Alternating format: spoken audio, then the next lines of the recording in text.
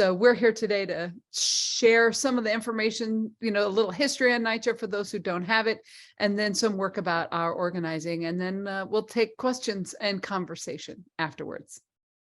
And this is my partner, Reverend Cruz. Going around, are we doing like we did before? Okay, so briefly, I am Reverend Getulio Cruz. I'm the pastor of Montesión Christian Church and co-chair of Manhattan Together Metro IF. Reverend Laura, brief introduction. Oh, sorry. Hello. I am Lauren, and I am in the Interfaith Civic Leadership Academy right now of the Interfaith Cultural Center of New York, which has its acronyms to fit in the box.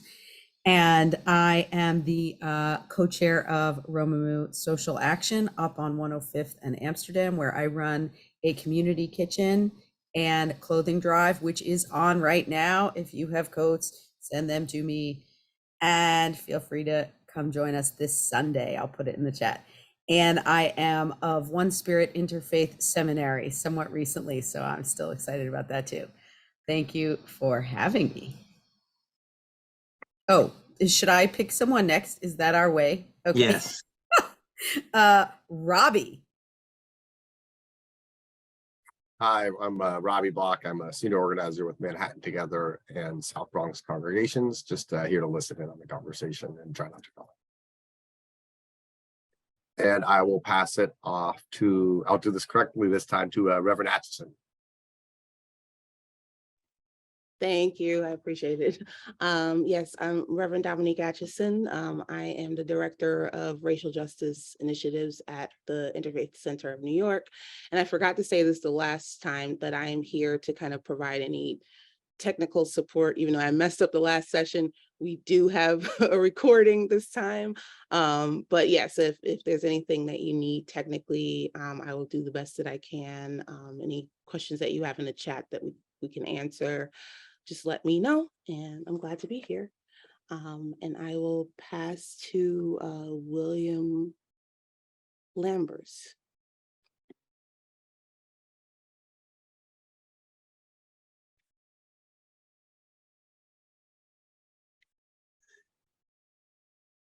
Are you there, William? If you're not, it's okay. We'll wait till you come back and you can introduce yourself. All right, well, I think we should probably get started. Last time, a few people trickled in along the way, but I'm sure it'll work out. I will try to share my screen successfully this time. And we're just going to start with a quick overview of NYCHA. I'm not going to try to make it a full screen because that was disastrous last time. Okay, so this is a very brief history of the New York City Housing Authority. It was started and created by Mayor LaGuardia in 1934, and the very first development that was built and owned by NYCHA is called First Houses, and it's right here on the Lower East Side, just a couple blocks from the Catholic Worker. It's well known to us. The land came from Astor, the famous rich Astor, and also from eminent domain. They tried to rehab some old buildings that were at that location, but they found out that it was too complicated and too costly, and they never went back to that model of development again. They just only ever did new construction after that. And the development is called First Houses, and it was actually declared like a preservation landmark in 1974. So you don't often think about NYCHA as landmark property, but in the East Village, it sure is. And it's still very much in use today. The expansion, the main expansion of the properties of NYCHA happened from the 1940s to the 1960s. And you'll see that there's been very little development since then. And the development that has happened has been on a much smaller scale. So most of the developments were built between 45 and 65. So 180 of the developments that NYCHA has now are 50 plus years old. And some of them are, 60 and 70 years old. One major difference to the New York City Housing Authority compared to other housing authorities is the use of city and state funds in conjunction with federal funds, so that when federal funding dipped through different congressional periods, the city and the state could support it.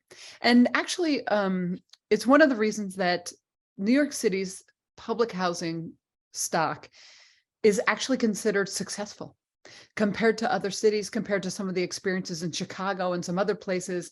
New York City is actually a sort of model of preserving the housing rather than allowing the housing to become decrepit and then completely destroyed, which is what happened in a lot of other places. And even when they rebuilt in those other places, they built much smaller housing, so there's less of it. It's a complicated an equation in a way to decide whether or not to have such dense population.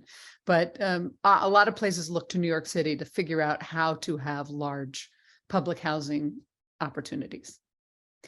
So Robert Moses was a main proponent of doing these giant developments with more than 1,000 units on the average in what they call the Tower in the Park style, which is what that is there. That's the Vladeck houses on the Lower East Side. And that's a very common style of development with those zigzag buildings. This map represents all the developments in New York City. And so you can see where there are densities of these constructions. And that had mostly to do, that was partly Moses's plan also to use properties that might not be desirable to other kinds of developers. And he exploited that by doing this, including especially the far coastal ones that you see there in Brooklyn, because a lot of that land was considered vulnerable to storms. Another interesting fact is that NYCHA did not begin accepting tenants who had very low fixed incomes until the 1960s. There became a shortage of housing for people like that in the city. And so then NYCHA began to accept them. But before that, it was mostly all people who had proof of employment. So the 70s were hard on the city of New York, and the city went bankrupt and was, we all hear the horror stories of life in the city in the 70s. But during that time, NYCHA was actually considered very stable and very safe.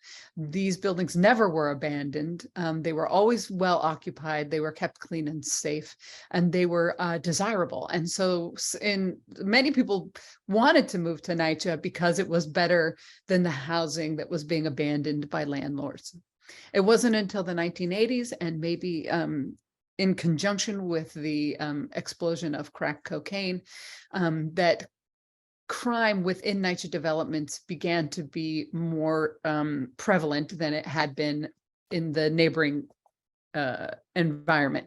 So like in the 70s, NYCHA was safer than the neighborhoods it was next to. But in the 80s, that switched. And then we see in the Bush administration and in the late 90s, whole-scale disinvestment on the part of the federal government in public housing across the country.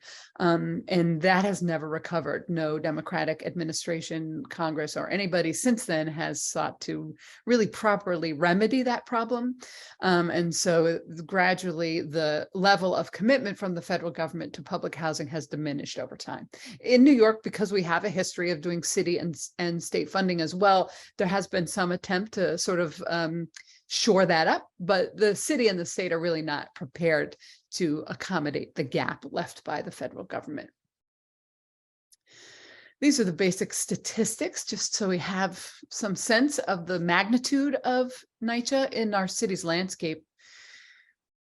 There are NYCHA developments, which are whole buildings full of NYCHA tenants, and then there are also NYCHA arrangements where NYCHA helps people get Section 8 vouchers and they stay in other buildings.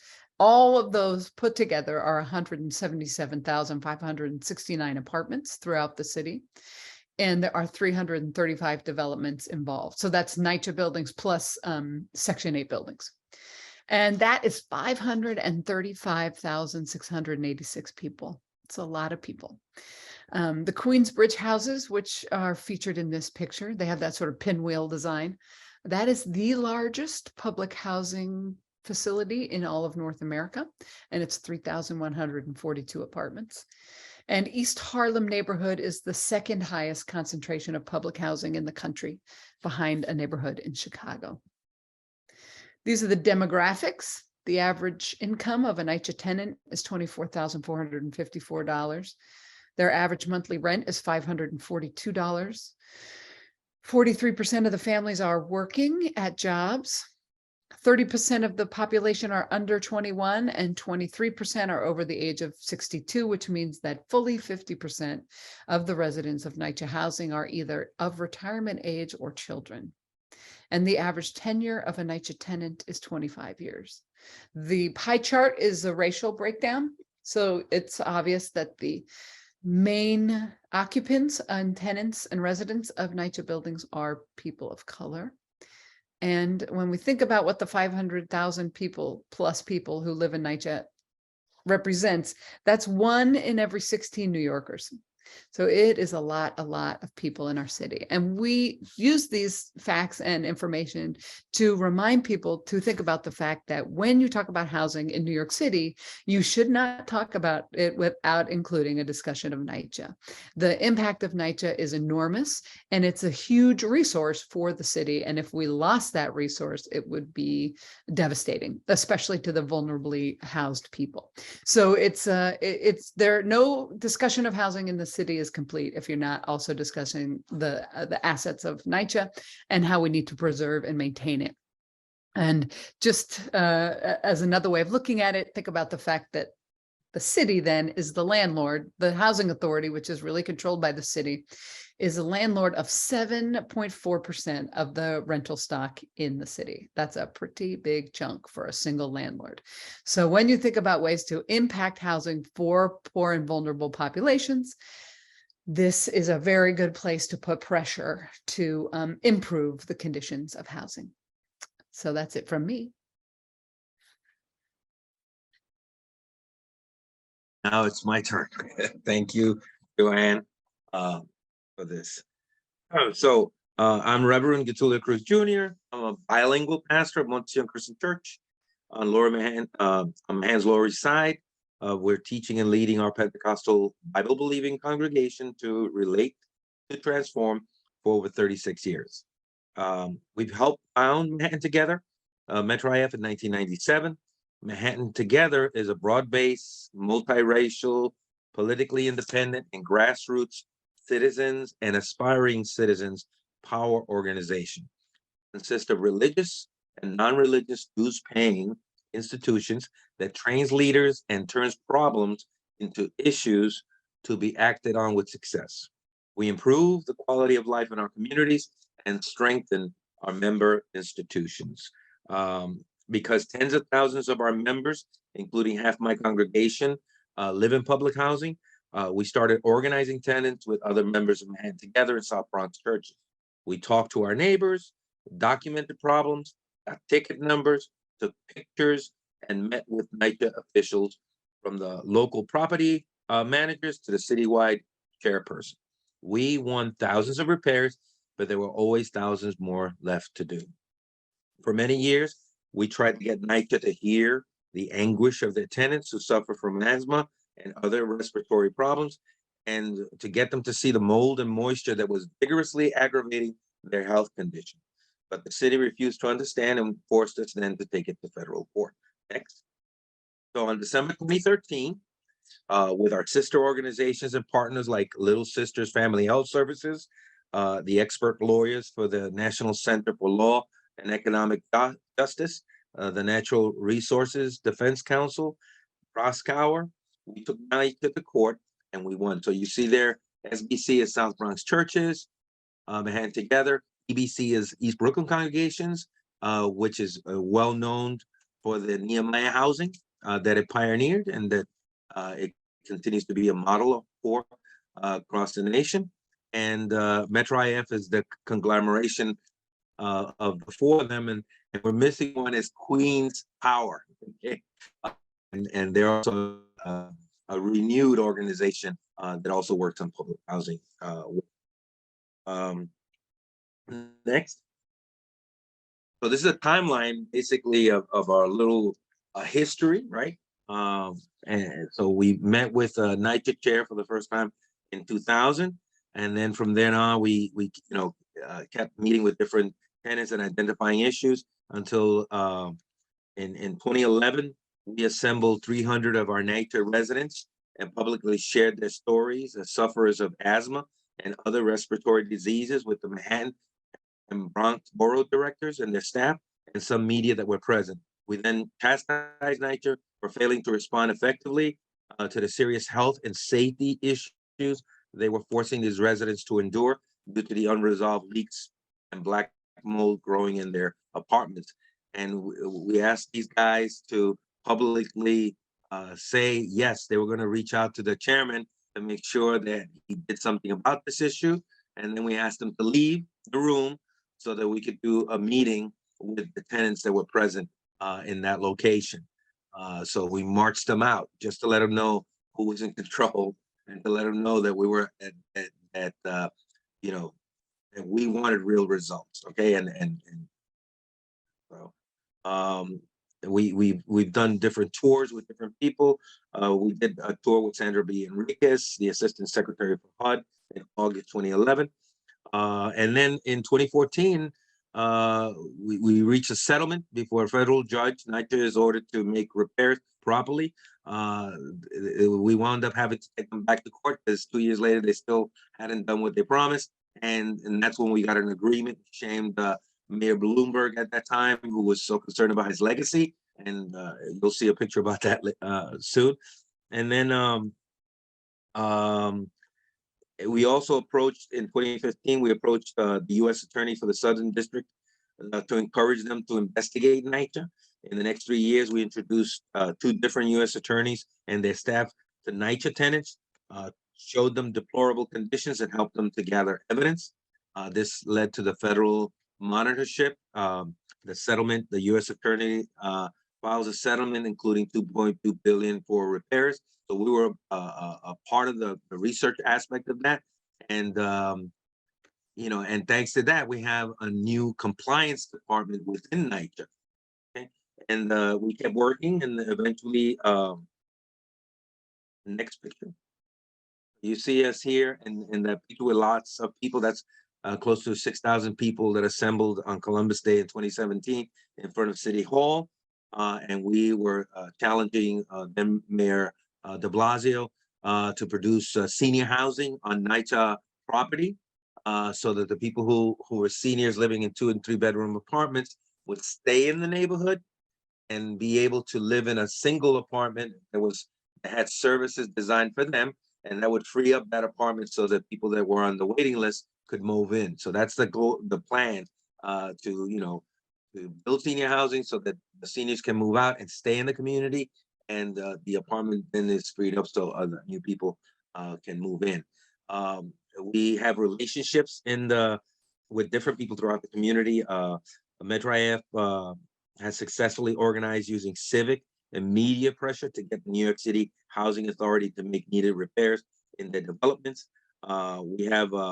We work with officials like Senator Schumer, Congressman Jeffries, Velasquez, Torres, the New York City Comptroller at that time, Stringer, the U.S. Attorney, City Council members, et cetera, et cetera. All these political relationships to keep the pressure on NYCHA, because we recognize that the only way that we see NYCHA respond and produce results for the tenants is when we keep the pressure on them through the relationships and also through the bias versus NYCHA, through the federal monitorship. Okay. And through the media, you know, we were able to get the attention of the media. We worked really hard through different actions that we did. And one of the reporters that really worked really hard on improving conditions for public housing tenants was Greg Smith from the Daily News. Now he works for a different paper, but he did a lot of really good articles that really drew the attention of the city to the real issues that public housing residents were confronted. Next. So in terms of the work, we were able to develop strong teams, organized tenants in 57 different developments. Through the press, we were able to put out 150 press stories over time. We did 43 actions, including the one where we had over 6,000 people. And so we turned out a total of 22,000 people for all the different actions that we did. So it's all about building relationships, one-on-ones, and bringing people together around issues that are important to them, and doing the power analysis to figure out who is the one that you're going to hold accountable in all of these different as a result of that. Next, we see before and after pictures that a lot of the tenants have been getting. Unfortunately, not all the tenants are getting these results. In spite of the fact that we've been working so hard to make these things accessible to everybody, there's still tenants that are suffering from mold in their apartments, and that are having problems breathing in spite of the resources that are available to them, right? So we really need to keep the pressure on NYCHA. So that's why it's important to recruit new institutions, and why it's important to keep the pressure on. So to do that, some of the wins that we've had, we got $3.2 billion for capital upgrades over time. We've seen major repairs in over 8,000 apartments. We've seen real accountability tenants that can access. For example, now there's a new compliance department thanks to the federal monitor agreement that tenants can call when they're not happy with a staff person, or not happy with the work that NYCHA has done in their apartment. We also have an independent ombudsperson call center that deals with leaks and mold issues, thanks to the bias settlement. And they're keeping good, thanks to this work, we have a mold analyst, a data analyst, and we're able to keep good track of what's happening in NYCHA. I mean, Metro IF meets regularly with our attorneys and with NYCHA, and keeping them, holding them accountable for all these things. Thanks to that work, we've had 6,188 roof fans installed as part of the ventilation improvement program. This is as of November 22nd, this past month of 2022. So they finally completed that. They're still doing working cleaning the vents initiative. So, and this is as a result of the work that we're doing. Continue. So the way forward, well, we need to organize house meetings to build our teams. It's very important. So that's what we're doing as institutions, and we're looking to recruit new institutions to be a part of this great work across the city. Like I said before, public housing is not the only issue we work on. We work on all kinds of affordable housing issues. We also work on mental health issues, issues with safety in the community, dealing with the NYPD, et cetera, et cetera, et cetera, et cetera. So we organize house meetings to build our team. We push for NYCHA funding from the city, state and federal governments. We demand robust accountability improvements to the customer contact center. That's the first people that you call when you have a problem in your public housing apartment.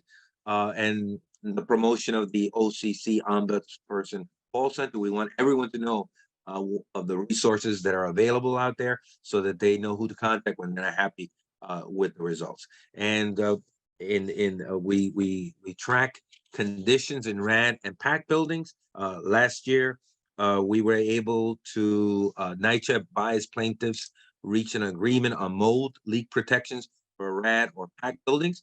That's thanks to our work through bias. We were able to get that. So now we have a way of also holding RAD developers accountable for the mold and moisture in their buildings. Make sure that they respond to the needs of and that's it. We're open now to questions.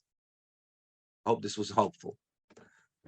I want to thank Joanne for doing these slides. Always, Pastor Getty, always. All right, any comments, questions, concerns? Nina's the boss.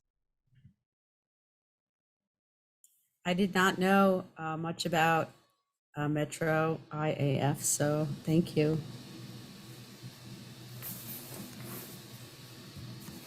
I know about NYCHA. Well, Metro IF has been around as EBC and South Bronx churches since the 70s and 80s.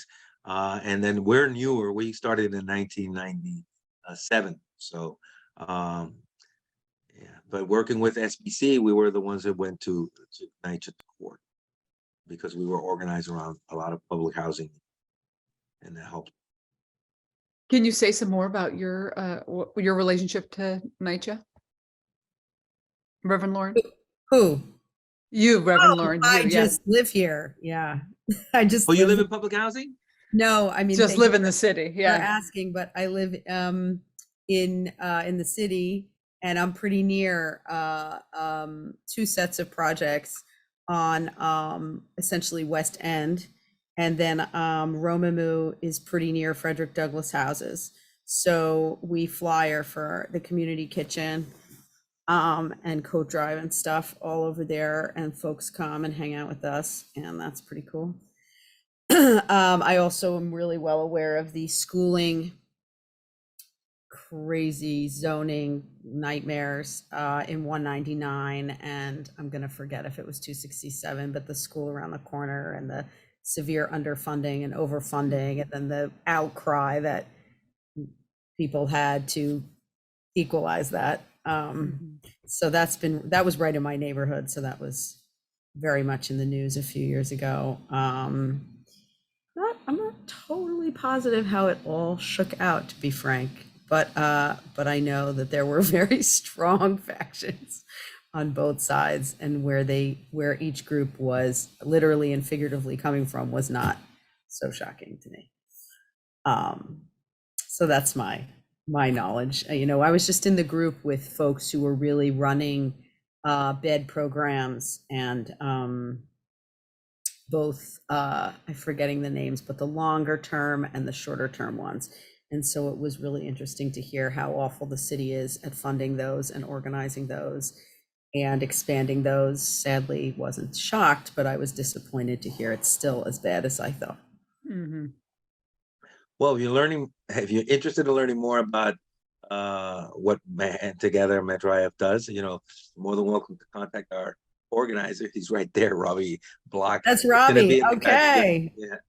Yeah. So Well, I'm in-house with the people who matter right now. So yeah, that's and great. the thing is, we also worked on education issues. We were for mayoral control to hold them more accountable. We were for bilingual reform. I mean, over the years, we worked on a lot of different issues that are important to the members of our different institutions. So all Yeah, the I was issues always bubble up through the listening campaigns that we do, and we listen to what's important to people in different congregations or institutions, and then we bring those people together around education, around parks, and then organize teams. They'll do the research, and figure out, develop the list of specific issues that need to be resolved. Like when we started in 97, our biggest issue, housing was important, but we didn't have the power. So we focused on something we could develop power, and it was improving our parks. So we focused on the local parks. It was 17 congregations that came together as Lower Manhattan Organizing Project in 97. And that was our first focus, was parks. And then from there we moved on to rats and vermin in the public housing, and then to renewing our Houston Street, safer East Houston Street.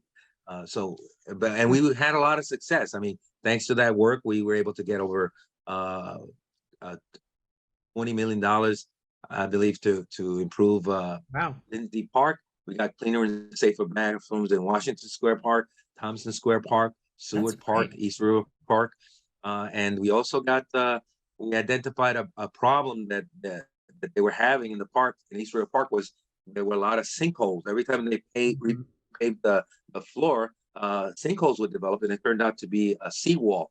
So thanks to Metro IF, we met with then Senator Clinton, and she agreed to pay for an engineering survey, and they discovered that the seawall needed to be replaced. And through the federal government, Clinton helped us get money. Wow. They invested over another $20 million just in repairing the seawall. And through Mayor Giuliani, we got George Volonikis, a famous architect, designer who designed the City Hall Park, to redesign East River Park. So, and we had a lot of input. I remember when he came to one of our congregations, and he met with like 30 leaders, and he had this plan. I still got that original plan, and he laid it out, and we gave him a lot of feedback, and he changed it. He created a lot of more spaces for seniors. He created little areas for people to go fishing, because he didn't realize people were fishing. I mean, he did a really fantastic job of listening And then, so it's important organizing people, listening, and getting the people who have the power to make change to listen to. And you get their attention, not with money. A lot of them, they want you to invest in their campaign. You know, we never invest in anybody money. We invest people. So we organize people, and we'll bring 300, 100, 6,000 to a particular event just to draw. So that the more institutions we have and the more connections we make, the stronger we become. So look forward to hearing from you. Thank you. If you guys can put your emails in this chat, it will be our small chat while we're in this breakout room. So then I'll be able to like keep that organized and just grab that real quick in a cut and paste. And then I'll have you as a longtime public school teacher, which there's no room for on the bio box, and frequenter of parks who is definitely complaining about those bathrooms. I'm very grateful for your work with schools and parks. So thank you. And I'm going to grab those emails now. Looks like Robbie has his hand up. Yeah, I had a quick question. What struck me last time, and whenever I hear you talk about this, Reverend Cruz, is the length of time that you've done this, especially considering how, if you can forgive me for saying upbeat you are in disposition, and you always have a smile on your face. So now that I have you with the captive audience, I'd be curious, can you just explain the importance of persistence in organizing in NYCHA, and how the heck do you stay so upbeat all the time when you're fighting against such enormous odds in such depressing conditions? Well, let me tell you, I love God and I love people, and I hate injustice. So, I really, when I see the injustice done to people in education, when I see the injustice done to people in public housing, it irks me. And that's what keeps me energized, is that anger and frustration, because I've been working on this. I've been working on public housing issues since 2000. Okay. And going to people's apartments. A lot of the tours that we did, I was personally involved in some of those tours, taking them through tenants in the South Bronx and in Manhattan.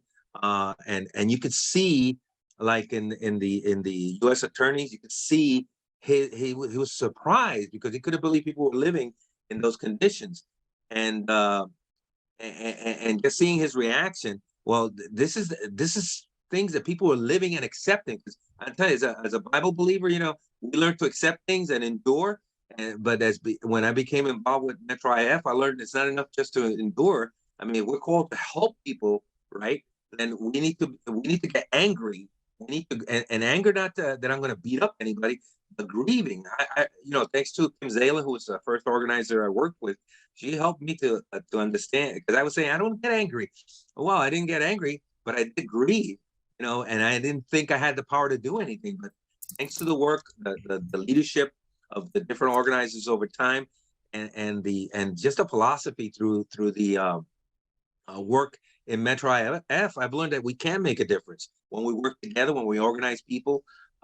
We got people power, and we can force people to listen to us. People that don't. When we first worked on the issues of park, we had the hardest time getting a meeting with the person who could help us. He refused to meet with us. We had to go. It was 18 ministers had to go by surprise to the Arsenal in Central Park and march up those stairs and knock on his door and without a meeting. And the ladies there were saying, "Hey, do you have an appointment?" Says, "No, we're here to get an appointment." And when the person that was there said, "Well, listen, he's not here, but can you step to the lobby and we'll see who we can get?" And the guy who came out through the door, he had a phone, and he's counting us. He's counting 18 people, ministers with clergy shirt. That's why we're clergy. So I'm a minister, and when I do a public action, and he got us Henry Stern on the phone, and we were able. Father Connolly, who was one of the original leaders of Metro IF, my hand together from St. Mary's. He's the one who got me involved, and he and we talked to the guy, and so that weekend we were supposed to meet with the politicians, public assembly, like 500 people.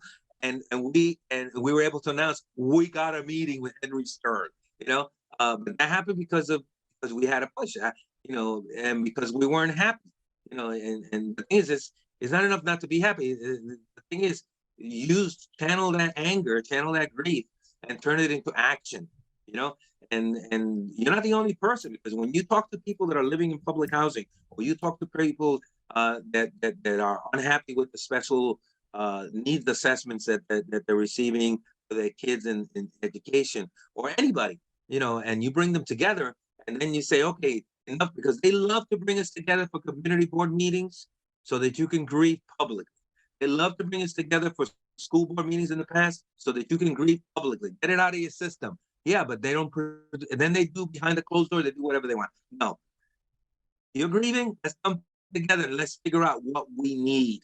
What are issues that are clear, what we need. You know, we need safer and cleaner bathrooms, right? We need a ball field lighting in East River Park. We need emergency call boxes that really work in the park, you know, specific things. And then you say, who has the power to deliver that?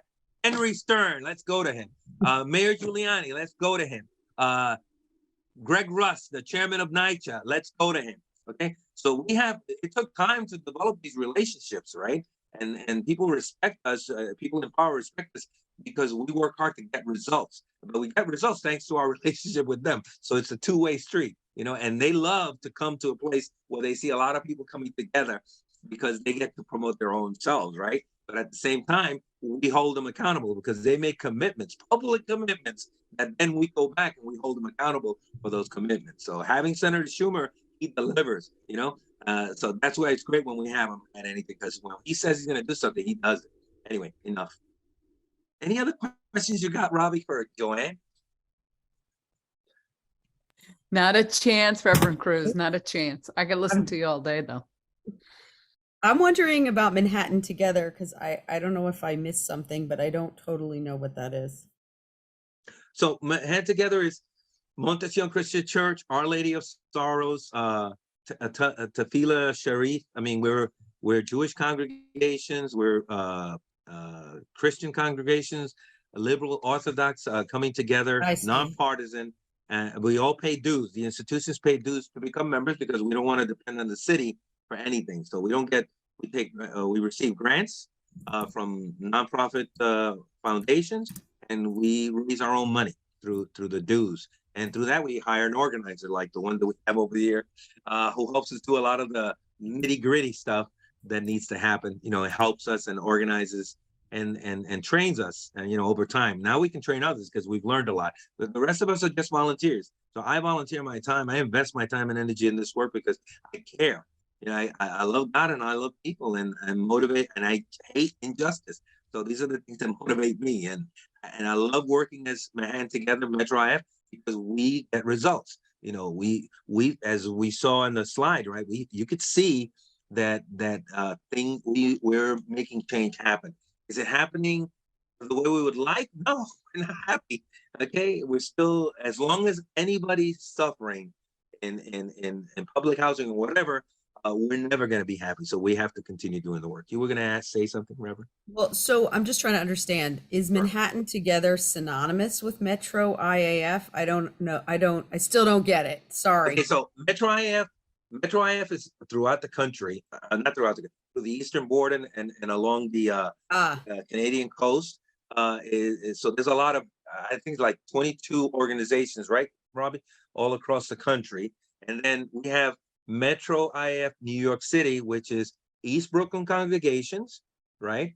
Queens Power, South Bronx churches, and Manhattan Together. Wow. So, okay, so it's a coalition of coalitions. Right. And then each one is like, we have how many congregations and nonprofits are part of Manhattan Together, Robbie? I think at this point about 22. 22 within Manhattan. So we have. How do we make that happen? So the way to make it happen is call Robbie. Call Robbie, block his numbers there, and we can set up a day for us to meet with you, you know, one-to-one, and get to know your congregation, and we can start the conversation rolling. So it takes, you know, it takes developing the relationship. Romemu Synagogue Social Action is sitting with you at this table, so I will call you, Robbie. Yeah. Yeah, and one thing just to lift up here, Joanne does this better than me probably, but It was actually founded by Saul Alinsky, organized in the backyards in the 40s. So if you ever hear people like, I remember Barack Obama was referred to as a Saul Alinsky trained organizer. The calculus on that is that's because he went to IAF 10-day training, which was in part taught by Michael Geekin, who folks on the call from Metro will know that he was the organizing supervisor, lead organizer in East Brooklyn congregations for about 20 years.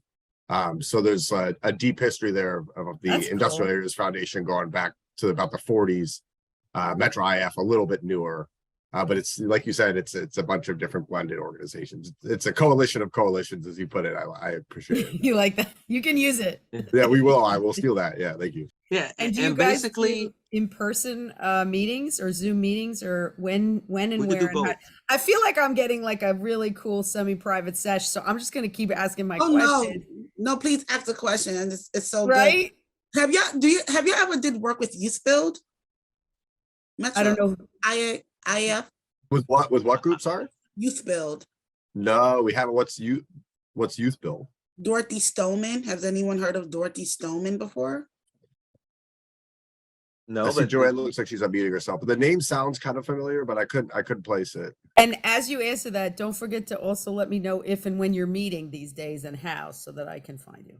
Oh, just give me a call or shoot me a text and we'll figure out some Okay. time to talk and we'll follow up and so just as Reverend Cruz put it real quick, and then I'll let you get back to it, Nina. We collectively love people, so our whole business is in relating to people. So we always start with relationships first. So we just would like to get to know you and give you a chance to get to know us. So yeah, Right. just shoot me a call, text or something, and we'll set something up. But sorry, Nina, I gotta plead ignorance on that one. I don't know. I know Joanne's a really good Googler, but I'm not sure she's that good. So anyways, go for it. Yeah, no. I'm over here Googling it. I've only been a part of the organization for like 7 years. So I'm a newbie compared to Pastor Getty and Robbie. But have never heard us having a relationship with Youth Build. If you have a relationship there or somebody we should meet, please put their info in or send us an intro email, and we'll certainly chase down any connection. right. And We love meeting. And do you know Trudy Silver? From the Lower East Side? Trudy Silver? Okay. Let me Who see. is she? What is Trudy working? Well, Trudy, besides of her being a piano teacher, she's also an activist in the Lower East Side, especially around housing and gardens. So I just wanted to know if you knew her. I feel like I met her through the 6th Street Community Center, but she's Yes, not part yes. of Metro IF. Yes. Yeah, Exactly. yeah. Mhm, She was my mhm. piano teacher, so I just wanted. Was she? That's amazing. That's That's She had me amazing. doing. She had me doing organizing stuff downtown. That's why I was asking. Can I take this a Okay, Nina, whole? I'm gonna ask you, did you ever know Olene Four? What's her name? Olene Four. She's no longer with us, but she's the founder of the All People's Garden on 3rd Street. Yes, she was working with Trudy. Okay, that's why maybe I know the name.